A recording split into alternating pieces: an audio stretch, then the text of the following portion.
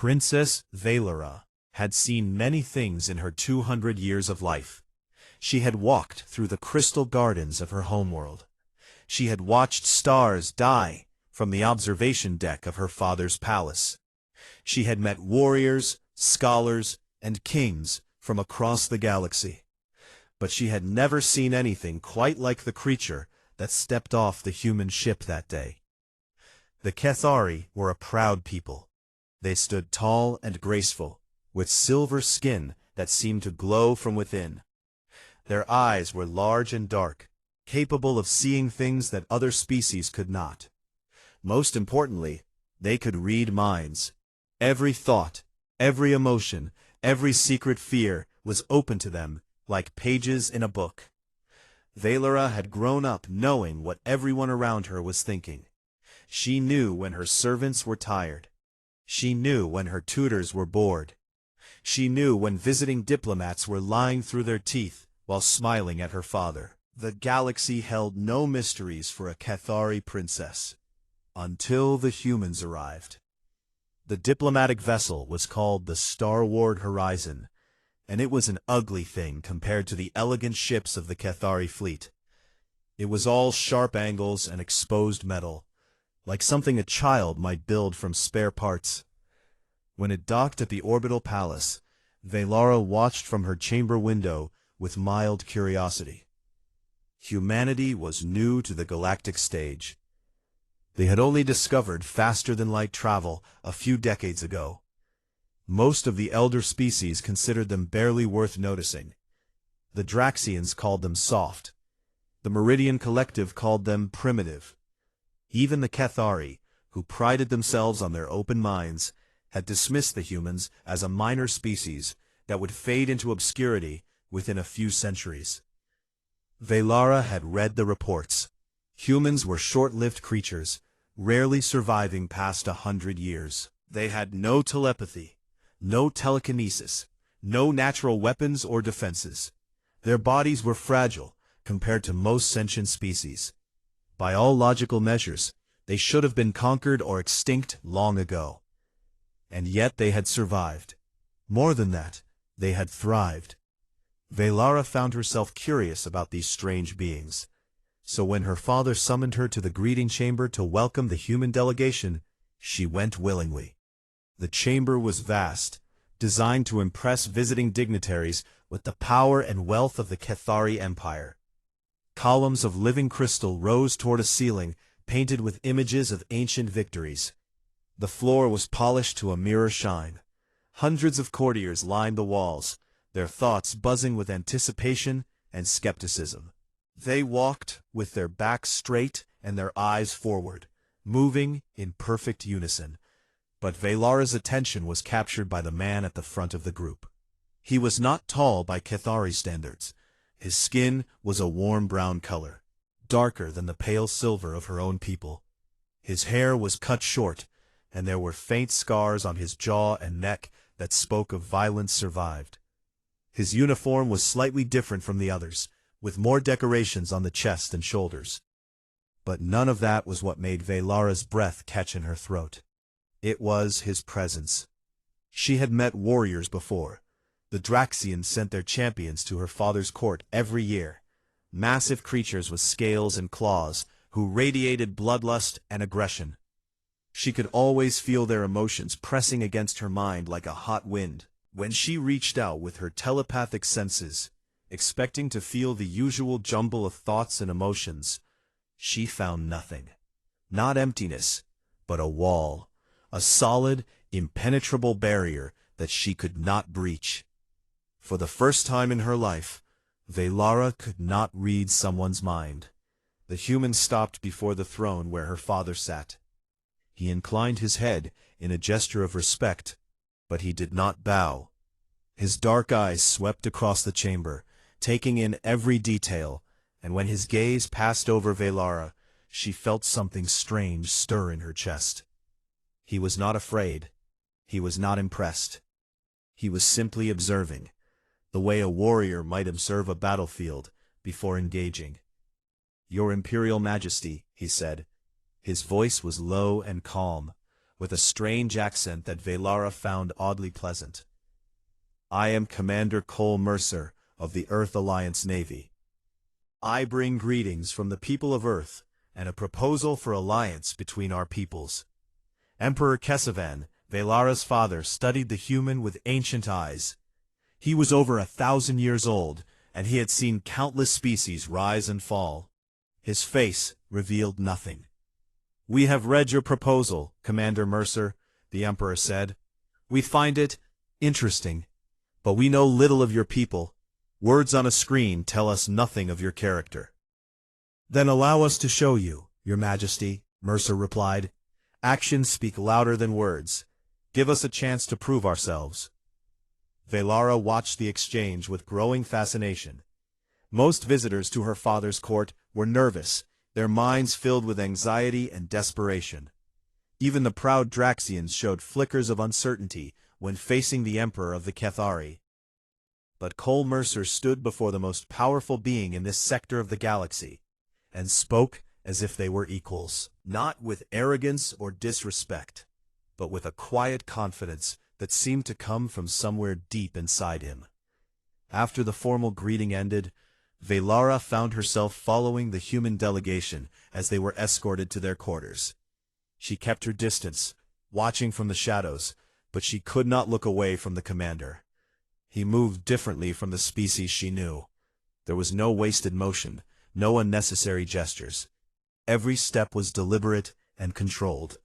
When he turned a corner, his eyes swept the new corridor before his body followed, as if he was always expecting danger.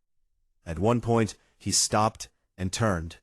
His gaze found Velara's hiding spot immediately, and for a moment, their eyes met. He did not seem surprised to find a princess spying on him. He simply nodded once, the corner of his mouth lifting in what might have been a smile, and continued walking. Velara remained in the shadows long after he had gone, her heart beating faster than it should. She had met thousands of beings in her long life. She had read their minds and known their souls, but this human, this short-lived creature from an insignificant planet, was a mystery she could not solve. And for reasons she did not understand, that thrilled her more than anything had in a very long time. The days that followed were unlike any Velara had experienced before. She found herself creating reasons to be near the human delegation. She attended meetings she would normally avoid. She walked through corridors she had no business being in. She told herself it was her duty as a princess to observe potential allies. But the truth was simpler than that. She could not stop thinking about Cole Mercer. The human commander spent much of his time in the combat training arena. The Kethari guards trained there daily, practicing fighting techniques that had been perfected over thousands of years. They moved like water, flowing from one position to the next with impossible grace. Velara watched from the observation gallery as Mercer stepped onto the training floor. He wore simple clothing, a plain shirt and loose pants, and his feet were bare. Compared to the tall, silver-skinned Kethari warriors surrounding him, he looked almost comically out of place. Captain Phelan, the head of the palace guard, approached the human with barely hidden contempt. "You wish to train with us, Commander? Our methods may be too advanced for someone of your background." Mercer's expression did not change. "I learn best by doing, Captain. Please, don't hold back on my account." A ripple of amusement passed through the watching guards. Valen smiled coldly and raised his training staff. The fight, if it could be called that, lasted less than 2 minutes. Valen attacked with a flowing combination that should have overwhelmed the human. His staff whistled through the air in patterns so complex that even Velara's trained eyes could barely follow them. But Mercer was not there. He did not try to match the captain's grace. He did not attempt to block or deflect the beautiful attacks. Instead, he simply moved, dodging by inches, slipping past strikes that should have been impossible to avoid. And then, when Valon overextended on a powerful thrust, Mercer stepped inside his guard and hit him once in the chest. The captain went down hard, gasping for breath. Silence filled the arena. The guards stared at the human with new eyes, their contempt replaced by something closer to fear. Mercer offered his hand to the fallen captain. Again? They sparred for 2 more hours. Vaylon never managed to land a clean hit. Neither did any of the other guards who challenged the human. Mercer took blows that would have crippled other species, strikes that left bruises and cuts on his strained soft skin. But he never stopped moving, never stopped fighting. When it was over, Valara made her way down to the training floor. The guards parted for her, bowing as she passed. Mercer was sitting on a bench, pressing a cloth to a cut on his arm. He looked up as she approached. "Your Highness," he said, starting to rise. "Please, stay seated." She sat down on the bench beside him, close enough to see the sweat on his skin, and the blood seeping through the cloth. "You fight differently from any species I have seen." "We call it making do," he said. "Humans are not the fastest creatures in the galaxy. We are not the strongest or the toughest. We cannot read minds or move objects with our thoughts." He shrugged. "So we learn to adapt, to take hits and keep coming, to find the gaps in our enemies' defenses and exploit them." "That seems like a disadvantage," Valara said. "It would be." He met her eyes, and again she felt that strange flutter in her chest. "If we ever accepted it as one." That evening, Valara accessed the palace database and began reading about Earth and its people. What she found kept her awake until dawn. Humanity's history was a long record of suffering and survival. They had fought wars against each other that lasted for years, sometimes decades. Diseases had swept across their planet, killing millions. Natural disasters had destroyed entire cities. Their own weapons had grown powerful enough to end all life on their world. And through it all, they had kept going. Valara read about soldiers who charged into certain death to protect their friends. She read about doctors who worked until they collapsed, trying to save lives. She read about ordinary people who gave everything they had to help strangers they would never meet. She also read about their cruelty, the wars fought over nothing, the hatred between groups who looked almost identical to her eyes, the destruction they had caused to their own world in the name of progress. Humanity was a contradiction. They were capable of terrible evil and incredible good, sometimes in the same breath.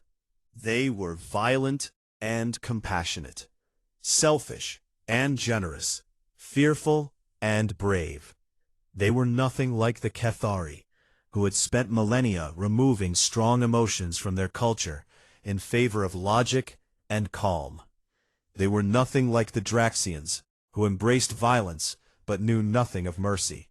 They were nothing like any species Valara had ever encountered. The next morning, she found Mercer on the observation deck, watching the stars. "You did not sleep," she said. He glanced at her. "Neither did you." "I was reading about your people." She moved to stand beside him at the viewport. "Your history is troubling." "Yes," he agreed. "It is." "How do you live with it, the knowledge of what your species has done?" Mercer was quiet for a long moment. When he spoke, his voice was soft. "We remember. We teach our children about the mistakes we made, so they might do better. We build monuments to our failures as well as our victories." He paused. "And we try every day to be worthy of those who died to give us a future." Valara studied his profile. In the starlight, his features looked carved from stone. But his eyes were filled with something she had never seen in a Cathari face. Pain and hope, mixed together in equal measure. "You carry a great weight, Commander," she said quietly. "All humans do, Your Highness." He turned to look at her, and for just a moment, the wall around his mind seemed to flicker. She caught a glimpse of something vast and deep, an ocean of emotion that he kept carefully controlled. But we would rather carry it than set it down, because the moment we forget what we are capable of, we risk becoming those things again. So she simply stood beside him in silence, watching the stars turn slowly past, and wondered what it would be like to live with such fire burning inside you. The Festival of Twin Moons was the most important celebration in the Cathari calendar. For 3 days, the orbital palace blazed with light and music. Dignitaries from across the galaxy came to pay their respects to the Emperor. The gardens were open to all, and even the lowest servants were allowed to walk among the nobility. Velara usually dreaded the festival. It meant endless ceremonies, forced conversations with people she did not like, and no time for herself.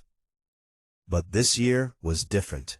This year, she found herself looking forward to the gatherings, because each one brought a chance to see Cole Mercer. The human delegation had been invited to all the major events. Mercer wore a formal uniform now, dark blue with gold trim, and he moved through the crowds with the same quiet confidence he showed everywhere. He spoke little, but when he did speak, people listened. Velara watched him from across the room during the opening ceremony. He was talking to a Draxian trade minister, a massive creature covered in red scales who towered over the human like a mountain over a hill. But it was the Draxian who seemed nervous, shifting his weight and avoiding Mercer's steady gaze. "You are staring again, my daughter." Velara turned to find her father standing beside her. Emperor Kesavan was ancient, even by Cathari standards. His silver skin faded to pale gray, his movements slow and careful, but his mind was still sharp as a blade. "I am observing the human delegation," she said, "as is my duty." Of course, her father's eyes sparkled with something that might have been amusement. "And your observations have nothing to do with the young commander who has captured your attention?" Heat rose to Velara's face. "Father, Peace, child." He placed a gentle hand on her arm. "I do not object. The humans are more interesting than I expected, their commander especially. I have watched him carefully these past weeks.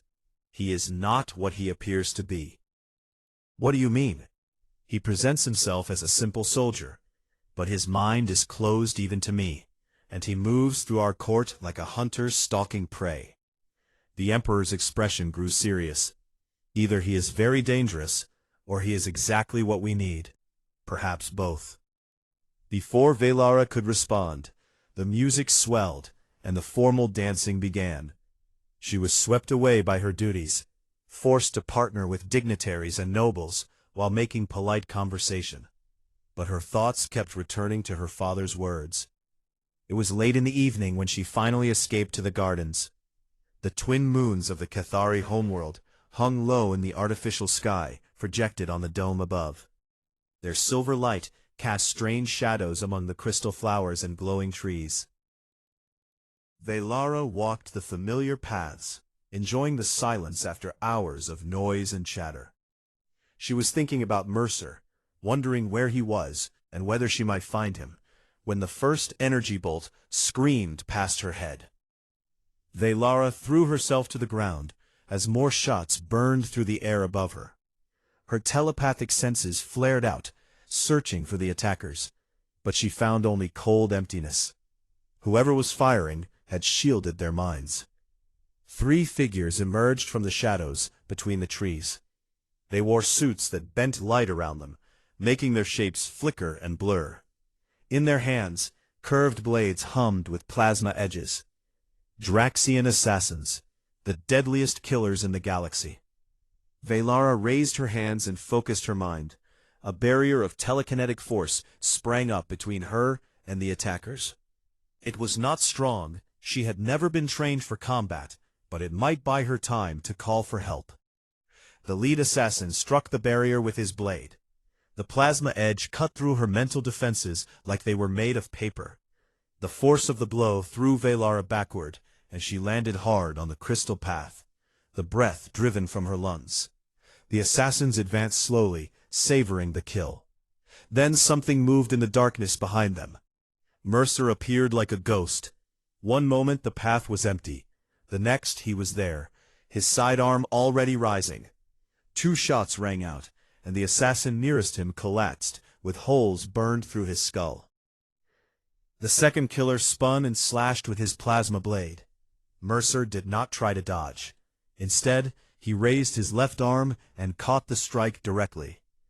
Velara heard the sizzle of burning flesh. She smelled cooked meat and hot metal. The blade had cut deep into Mercer's forearm, slicing through skin and muscle to the bone. But the human did not scream. He did not even cry out. With his other hand, he drew a knife from his belt and drove it into the assassin's throat. Blood sprayed across his face as the killer fell. Mercer was already moving, turning toward the third attacker, his ruined arm hanging useless at his side. The last assassin tried to run. Mercer tackled him from behind, bringing them both crashing to the ground. They struggled among the crystal flowers, the assassin thrashing and fighting to get free. Mercer wrapped his good arm around the killer's neck and squeezed. When the palace guards finally arrived, they found Velara still lying on the path, staring in shock at the human who had saved her life. Mercer was sitting on the ground beside the unconscious assassin, his face pale from blood loss, his eyes still alert and watching for more threats. "Your Highness," he said, his voice rough, "are you hurt?" She could not answer. Her eyes were fixed on his arm, on the terrible wound that exposed bone and torn muscle. Blood pooled beneath him, soaking into the crystal stones. "Commander, your arm. It will be fine." He looked down at the injury, as if seeing it for the first time. "It is not the first time I have lost a piece of myself. Probably will not be the last." The guards swarmed around them, securing the scene and calling for medical teams. Someone wrapped a bandage around Mercer's arm, trying to stop the bleeding. Someone else helped Velara to her feet. Through it all, Mercer's eyes never left her face. "Why?" she whispered. "You should have waited for the guards." He looked at her with those dark, unreadable eyes. Blood was still dripping from his chin, and his face was pale as death. "You were in danger," he said simply. That was reason enough. And Velara, princess of the most powerful empire in the sector, felt tears running down her silver cheeks for the first time in a century. The medical bay of the orbital palace was a quiet place. Soft lights glowed from the walls, and the air smelled of clean chemicals and healing herbs. Velara had never spent much time here. The Cathari rarely suffered serious injuries, and when they did, their healers could repair almost any damage. But the healers had never dealt with a human before. Mercer lay on one of the treatment beds, his ruined arm connected to a dozen different machines. The Cathari doctors had done what they could, stopping the bleeding and preventing infection. But the damage was too severe for their methods to repair completely. So the humans had brought their own solution. Velara watched through a window as 2 human medics worked on their commander. They had removed what remained of his arm below the elbow and were now attaching something else in its place. A mechanical arm, made of dark metal and glowing circuits. The process looked painful. Even from outside the room, Velara could see Mercer's jaw clench and his body tense against the restraints. But he did not cry out. He did not ask them to stop. When it was done, he sat up and flexed his new fingers. The metal hand opened and closed smoothly, responding to his thoughts as naturally as flesh and bone. "It will take some time to adjust," one of the medics said, "but you should have full function within a few weeks." Mercer nodded. "Thank you, Lieutenant." The medics left, and Velara entered the room. She had changed from her festival gown into simple robes, and she had washed the assassin's blood from her hair. But she still felt unclean somehow, marked by what had happened in the gardens. "You should not be here, Your Highness," Mercer said. "The guards found evidence that more assassins may be hiding in the palace. It is not safe." "I know." She pulled a chair close to his bed and sat down. to thank you properly.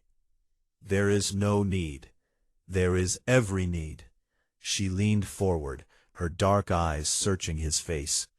You lost your arms saving my life. You almost died. I do not understand why you would do such a thing. Mercer was quiet for a long moment. He looked down at his new hand, watching the metal fingers flex and curl. On Earth, he said slowly, we have a concept called honor. It is difficult to explain to species who do not share our history. But at its core, it means doing what is right, even when it costs you everything. And saving me was the right thing to do?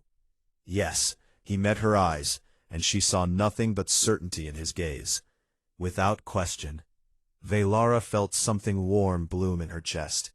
She had been around politicians and diplomats her entire life. She knew how to recognize lies and manipulation. But there was no deception in Mercer's words. He meant every syllable. My father's investigators have identified the people who hired the assassins, she said. The Meridian Collective. They oppose the alliance between our peoples. They believe humans are too dangerous, too unpredictable. Mercer smiled slightly. They are not entirely wrong. What do you mean? Humanity is dangerous. He held up his metal hand, examining it in the light. We know this better than anyone. We have seen what we are capable of when we lose control. We have witnessed the destruction we can cause when we give in to our worst impulses. Then why should we trust you? He lowered his hand and looked at her directly. His eyes were dark and serious, but not threatening, just honest. You should not trust us because we are safe, he said. We are not safe, we never have been. But you should trust us because when we give our word, we keep it. When we make an ally, we defend them with everything we have. And when someone threatens what we care about, we do not stop until the threat is ended. Even if it costs you your life, your arm, your future. Even then, he paused. We are not a perfect species, Your Highness. We are not even a particularly wise one. But we are loyal, and we are stubborn, and we are too proud to let the people we care about get hurt. Velara was silent for a long time. She could feel emotions stirring inside her that she had not experienced in decades. Admiration, gratitude, and something else, something deeper and more dangerous. And do you care about our alliance, Commander? She asked softly. Or is there something more specific you are protecting? The question hung in the air between them. Mercer's expression did not change, but something shifted in his eyes. A crack in the wall he kept around himself, letting a sliver of light through. I think you know the answer to that, Your Highness. Velara's heart was beating too fast.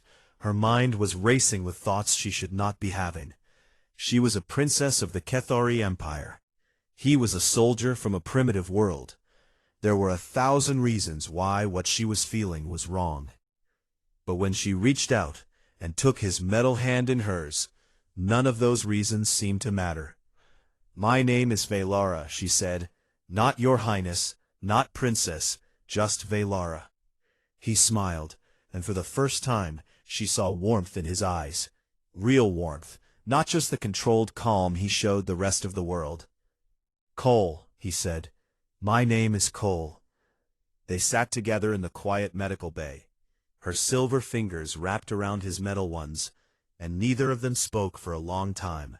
Some things went beyond language, beyond telepathy, beyond the barriers that separated their species. They were two beings from different worlds, connected by something neither of them fully understood. And somehow, that was enough. The great chamber of the Imperial Senate was the most impressive room in the entire Kethari Empire. It stretched for hundreds of meters in every direction, its walls carved from living crystal that sang softly in the light. Seats rose in tiers around a central platform, filled with representatives from dozens of species who had come to witness the vote. The fate of the human Kethari alliance would be decided today. Velara stood beside her father's throne, dressed in formal robes of midnight blue. Her role was purely ceremonial. She was there to observe, not to speak. But her eyes kept drifting across the chamber to where Cole Mercer stood with the human delegation. He had recovered fully from his injuries. His new arm was hidden beneath the sleeve of his dress uniform, and only a slight stiffness in his movements revealed that anything was different. He caught her looking, and gave her a small nod. She felt her cheeks warm, and forced herself to look away. Emperor Kesavan rose from his throne, and the chamber fell silent. His voice, amplified by ancient technology, reached every corner of the vast room. "We are gathered to consider an alliance between the Ketheri Empire and the species known as humanity," he announced. "Representatives from across the galaxy have come to share their wisdom. We will hear all arguments before rendering our decision." The first speaker was a Meridian delegate, a creature that looked like a floating cloud of light. Its voice echoed strangely, coming from everywhere at once. "The collective has studied humanity extensively. They are a young species, barely out of their infancy. Their history is marked by violence, war, and destruction. They have proven themselves capable of terrible cruelty toward each other and toward their own world. To ally with such beings would be foolish. It would invite chaos into the ordered galaxy we have worked so hard to build." Murmurs of agreement rippled through parts of the chamber. The Meridian Collective was ancient and respected. Their words carried weight. Other speakers followed. Some supported the alliance, pointing to humanity's technological achievements and their potential as trading partners. Others opposed it, citing the risks of partnering with such an unpredictable species. The debate went on for hours. Finally, Emperor Kesavan raised his hand for silence. "We have heard many arguments," he said, "but we have not yet heard from humanity itself. Commander Mercer, you may speak." The chamber fell silent as Cole stepped forward onto the central platform. He looked small standing there alone, surrounded by beings who had lived for thousands of years and ruled empires that spanned the stars. But his back was straight and his voice was steady when he spoke. "The Meridian delegate is not wrong about us." Surprised whispers filled the chamber. Velara's eyes widened. What was he doing? "Humanity is young," Cole continued. "We have only been traveling the stars for a few decades. Compared to the ancient civilizations represented here, we are children taking our first steps." He paused, letting his gaze sweep across the assembled representatives. "We have made mistakes, terrible mistakes. We have waged wars against ourselves that killed millions. We have damaged our own world in ways that nearly destroyed us. We have let hatred and fear drive us to commit acts that still haunt us." His voice dropped slightly. "We do not hide from these truths. We teach them to our children. We build monuments to our failures so that we never forget." The chamber was absolutely silent now. Every eye was fixed on the small human standing alone on the platform. "But we are still here," Cole's voice strengthened. "Every time we fell, we got back up. Every time we faced extinction, we found a way to survive. Not because we were the strongest or the wisest, but because we refused to give up. Because we looked at the impossible and decided to try anyway." He turned to face the Emperor directly. "You want to know what humanity brings to this alliance? We bring tenacity. We bring loyalty. When we give our word, we keep it, even when it costs us everything.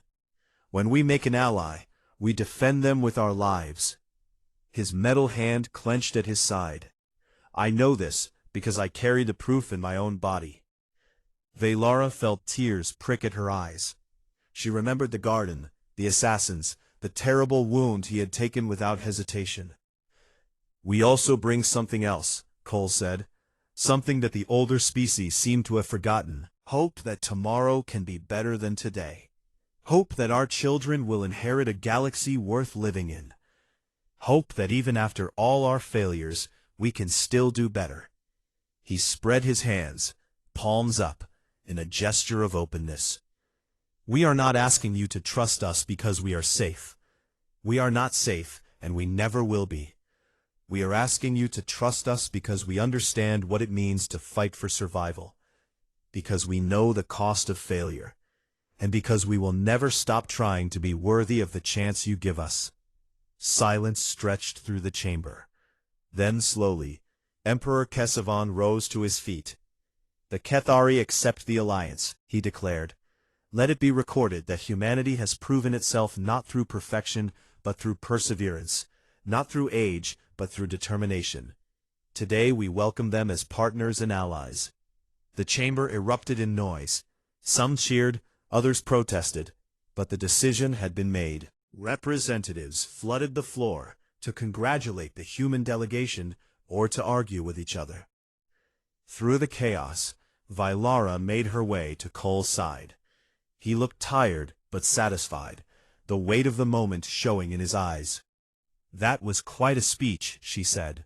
I meant every word, he replied. I know you did. She reached out and took his hand, not caring who saw. What happens now? Now? He smiled, and for the first time since she had met him, the smile reached his eyes. Now we get to work. We have a galaxy to change. 3 months later, Vylara stood on the observation deck of a joint human-Kethari starship. The vessel was one of the first built through their new alliance, combining the elegant design of her people with the practical engineering of his. Cole stood beside her, watching the stars drift past the viewport. You are quiet tonight, she said. Thinking about the future. A year ago, I was just a soldier. Now I am part of something that could change the course of galactic history. Does that frighten you? A little, he smiled. But I have always believed that the things worth doing are the things that scare us most. Vylara moved closer to him, resting her head against his shoulder. His arm came around her waist, metal fingers warm against her side. My people have lived for millennia, she said quietly. We have seen empires rise and fall. Somewhere along the way, we forgot how to believe that things could be different. We accepted the galaxy as it was, and stopped trying to make it better. And now? Now you have reminded us. She looked up at him, her dark eyes shining in the starlight. You strange, stubborn, beautiful humans. You have reminded us what hope feels like. Cole's free hand came up to touch her face, his fingers gentle against her silver skin. We are just getting started, he said. And as the ship jumped to faster-than-light speed, carrying them toward whatever challenges lay ahead, Vylara realized she was no longer surprised by humanity. She was inspired by them.